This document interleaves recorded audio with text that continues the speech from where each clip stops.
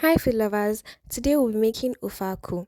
So the first thing you're going to do is prep your peppers. I'm using red paprika peppers, green chili peppers and some onions. You have to blend this with your Ogiri or Iru. I forgot to blend it at first, so I went ahead to add it later on. Now you're going to get your banga extract and put some meat stock, some water and your pepper mix.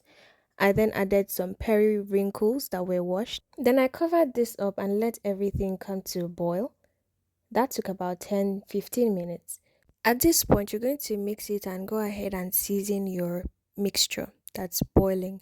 So I added some salt, seasoning cube, crayfish powder, and some banga spice. Now, just one pack is enough to cook one pot of soup.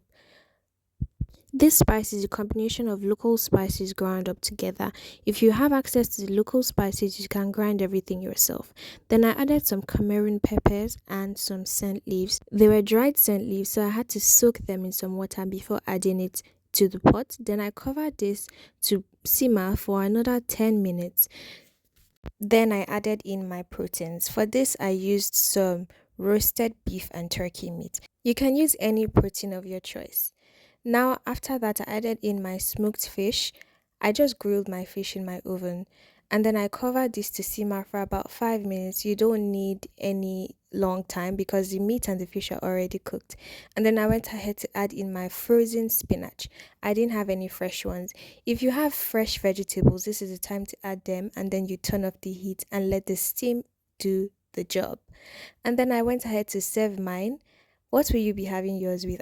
Rice or swallow, any will taste amazing. Thanks so much for watching. I hope you'll be trying this recipe. Bye, guys.